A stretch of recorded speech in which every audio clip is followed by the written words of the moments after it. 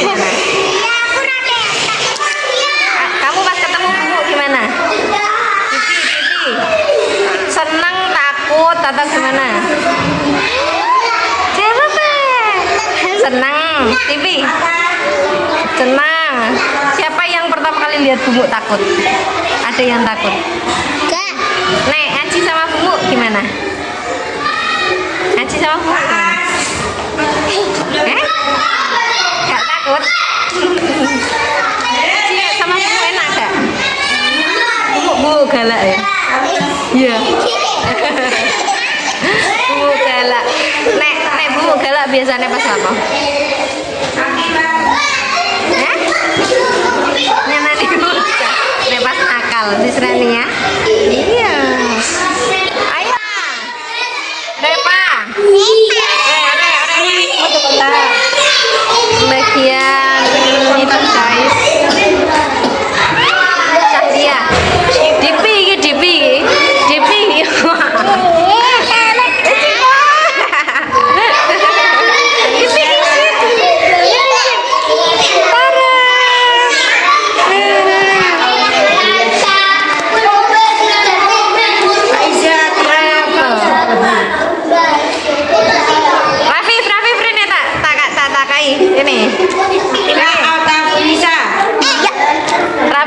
Deben bisa dan ketemu bumu wedi iya. Iya Ra. Oh gak hari ini wedi peh bumu nggo celak. Iya Ra. Iya Ra. Omam di. Ya awas mau jebule kipasnya orang dikakno. Sumu ada deben wedi wae bumu tenan Ra. Gini ada wedi. Iya dapat. Sumuk.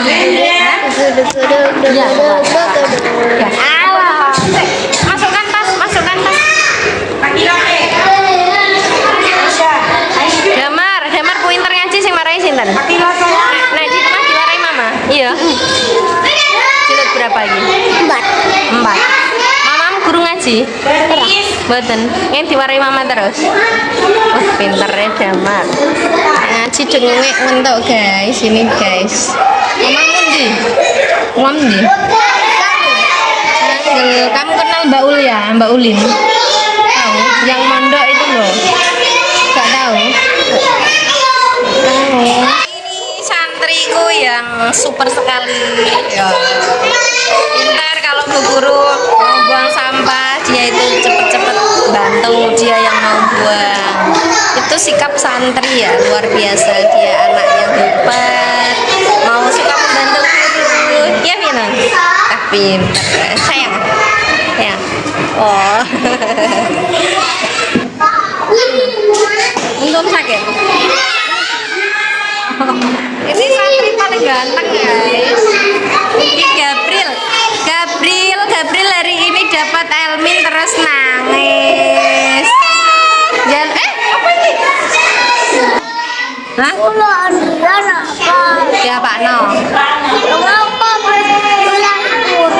Terus.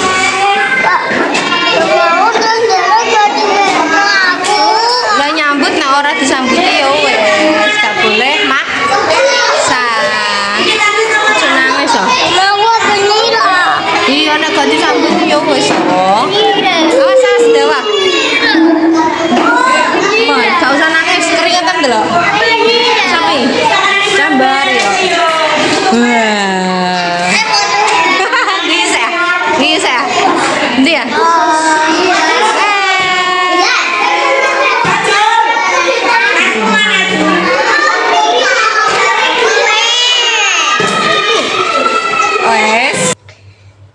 Oke, jadi ceritanya aku menjadi guru ngaji itu juga nggak disangka-sangka sih guys, karena apa ya, aku yang nggak religius, nggak pintar ngaji, terus nggak tahu agama kasarannya gitu ya, tapi kok bisa jadi guru ngaji gitu. Karena dari dari kecil, dari dulu pas aku muda itu jadi guru itu langsung ngajarnya itu ngajar anak-anak MTS, SMA atau SMP, SMA gitu. Karena aku S1 Pendidikan Bahasa dan Sastra Indonesia, which is yang aku ajar itu anak-anak SMP sama SMA. Tapi sejak di Pati itu nggak tahu ya guys ya, aku tuh nggak suka anak kecil jujur. Dulu sebelum aku punya anak itu aku nggak suka anak kecil, tapi dikondisikan oleh Allah bertemu dengan anak-anak kecil ya. Di tahun 2012 akhir aku jadi musyrifah, dan disitu aku keadaan hamil, harus mengasuh atau jadi musyrifahnya anak-anak usia TK ya sampai kelas 6. Aku sebelumnya nggak pernah punya pengalaman sama sekali ngasuh anak-anak, tapi ya yang namanya pekerjaan harus kita lakukan sebaik mungkin, dan totalitas alhamdulillah diterima dengan baik oleh anak-anak. Nah, tapi setelah saya jadi musyrifah saya ngajar sekolah seperti biasa. 8 tahun kemudian saya kan resign dari pondok, resign 1 tahun nganggur seperti yang saya ceritakan di konten saya sebelumnya yang memperingati 1 tahun saya resign atau nggak kerja. Di masa tenggang saya nggak kerja itu karena saya nganggur gitu kan, saya nganggur, akhirnya saya mengisi waktu saya untuk ngaji. Nah di situ teman-teman saya bilang ada apa ya yang namanya tashih, kelas percepatan tashih gitu, metode kiroati. Nah daripada nganggur saya itu ikut ngaji teman-teman. Alhamdulillah setelah itu tes lulus terus wisuda, jadi saya punya syahadah kiroati untuk menjadi guru kiroati. Nah syahadah itu kalau nggak dipakai atau nggak ngajar selama 6 bulan akan expired gitu kan. Saya habis syahadah itu nggak ngajar saya karena saya resign dari pondok untuk memutuskan tidak kerja itu karena memang pengen fokusnya sama anak-anak. Nah ya nggak kepikiran untuk kerja di instansi gitu kan. Ternyata nggak terasa 6 bulan sudah hampir expired ijazahku itu. Terus aku ditelepon temanku yang namanya Bu Uun. Bu, gimana mau ngajar di mana gitu? Ngajar apa? Ya ngajar ngaji gitu. Kalau misalkan nggak dapat lembaga nanti dicarikan gitu. Ini masalahnya bukan nggak dapat lembaga atau gimana. Yang pasti kalau kita para guru kiroati yang sudah lulus itu pasti dapat lembaga kalau mau, karena banyak lembaga yang membutuhkan. Tapi di situ masalahnya saya belum siap dan belum dapat izin dari suami. Terus Bun bilang kalau misalkan nanti syahadahnya nggak dipakai untuk ngajar ya otomatis nanti ID-nya dinonaktifkan gitu. Nah kan gue eman ya misalkan dinonaktifkan karena proses untuk menuju tashih itu sangat luar biasa. Hampir 2 minggu saya itu nggak bisa tidur, bahkan tidur itu sambil ngafalin gharib tajwid setiap hari seperti itu. Rasanya berat banget karena saya kan nggak begitu pintar ngaji ya. Terus 2 minggu ngapalkan 2 buku gharib sama tajwid itu terus fasohah dan lain sebagainya. Prosesnya itu lumayan menguras tenaga dan waktu dan pikiran pastinya. Kalau misalkan ID ku dinonaktifkan kan gue eman gitu ya. Akhirnya saya tanya ke Bu Kepala TPQ At-Taqwa yang TPQ-nya itu jadi satu sama sekolah anakku. Oh mungkin kalau misalkan saya ikut ngajar di pagi itu bisa sekalian ngantar anak sekolah terus sekalian pulangnya jemput anakku yang RA gitu. Aku tanya apakah butuh guru, katanya butuh. Terus aku izin suami, alhamdulillah suami iya kan nggak apa-apa karena awor sama anak-anak. Awor itu apa ya, satu lingkungan sama anak-anak gitu. Yang paling mencengangkan lagi guys saya kan harus ngajar anak-anak RA ya. Anak RA saya nggak pernah punya pengalaman sama sekali ngajar anak-anak RA karena saya itu nggak suka yang namanya nyanyi, itu nggak suka. Kan saya dulu kecil ya nggak kalah anak-anak itu, saya nggak tahu gitu.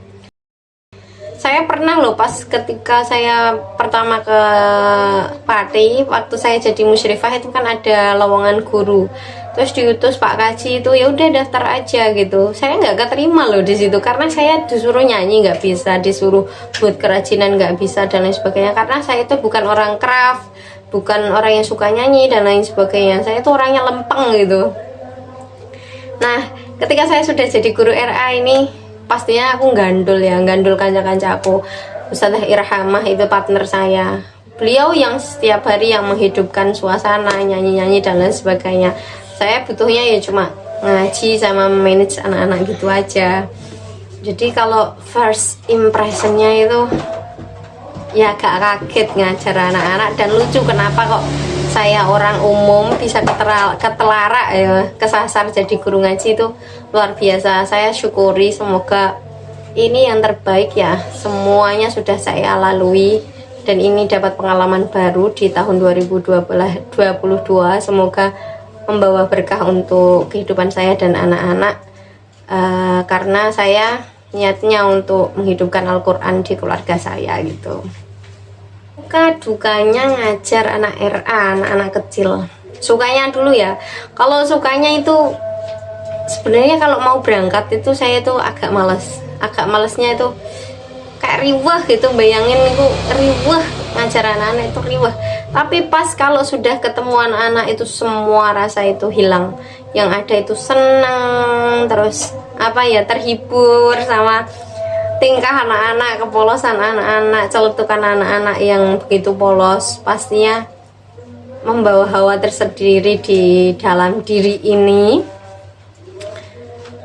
Itu sukanya itu yaitu anak-anak itu membawa aura positif dalam hidup saya dan mengajarkan banyak pelajaran pada hidup saya, terutama kesabaran, terus cara nekuni anak-anak gitu.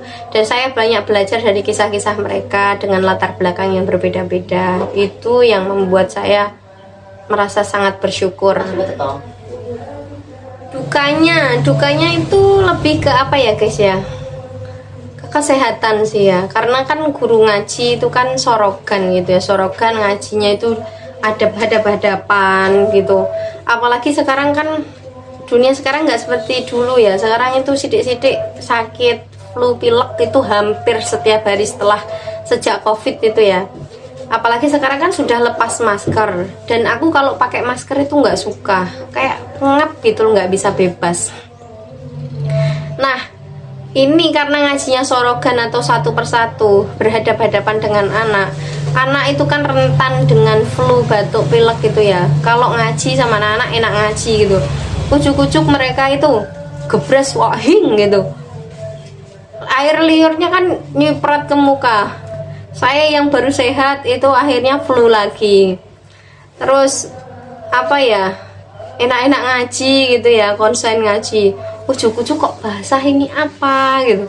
Ternyata anak saya ngompol itu bukan karena takut atau bukan karena apa, karena dia pipis nggak mau bilang, itu terus kabeh najis, kabeh ganti rok, itu biasa ya. Dukanya ya seperti itu tapi yang saya itu lebih ke kesehatan sih. Saya juga takut kalau misalkan saya lagi flu, batuk, pilek terus ngajar, nanti anak-anak saya pas ngaji itu ketularan saya juga, itu kasihan gitu, karena saya kan punya anak kecil juga, kalau mereka sakit itu sedih gitu. Nah, yang kedua yaitu kalau ada komplainan sih kalau ada komplainan pastikan karena ada kesalahan ya. Kalau nggak ada kesalahan kok dikomplain itu gak mungkin. Nah, biasanya kalau ada kesalahan, kalau guru-guru yang lalai, misalkan kalau waktunya istirahat itu kan ada yang nyapu, ada yang beres-beres, ada yang ngawasi anak-anak istirahat. Nah, kalau waktu istirahat itu kan anak-anak biasanya kan lari-larian di depan kelas, sedangkan guru-guru sedang beberes di kelas. Nah, kalau kecolongan nggak ngawasi anak sedikit itu biasanya ada yang jatuh, ada yang jeblukan, terus akhirnya nangis, ada yang benjol dan lain sebagainya. Itu rawan komplainan wali, sehingga membuat kita kalau dapat komplainan, apalagi komplainnya itu di grup, itu biasanya membuat hati kita sebagai guru itu agak gimana gitu. Itu sih dukanya ya. harapannya untuk anak-anak ya, semoga anak-anak mendapatkan apa yang mereka inginkan, terus menjadi anak yang solih-solihah, ngajinya lancar semua, fasih, bener gitu ya. Yang pasti kalau jadi guru ya, keberhasilan seorang guru ya ketika anak-anaknya berhasil menguasai apa yang dia pelajari gitu kan. Pokoknya kalau untuk anak-anak semua yang terbaik untuk mereka. Saya juga ingin menyampaikan terima kasih untuk para wali santri, untuk anak-anak atas kerjasamanya. Alhamdulillah selama kurang lebih 6 bulan ini saya mengajar. Alhamdulillah banyak sekali perkembangan anak-anak yang bisa saya rasakan. Yang dulu waktu awal-awal masuk saya itu kan ya agak membuat emosi wali ya, karena ada beberapa anak yang memang menurut saya kurang mampu. Terus kalau misalkan ngajinya dilanjut itu malah membebani mereka. Akhirnya ada yang beberapa yang saya ulang lagi mulai di halaman awal, itu karena memang untuk kebaikan mereka. Dan alhamdulillah ada beberapa yang berhasil, yang dulunya ngajinya masih sangat amat kurang, sekarang sudah paham apa itu fathah kasroh duma, sudah pada paham tanwin dan lain sebagainya. Itu berkat kerjasama dengan semua antara guru, wali, dan anak gitu. Pokoknya buat mama-mama wali santri, khususnya ibu ya, kalau pengen anak-anaknya pinter, pengen anak-anak mudah dalam membaca Quran, belajar Al-Quran atau Al-Quran,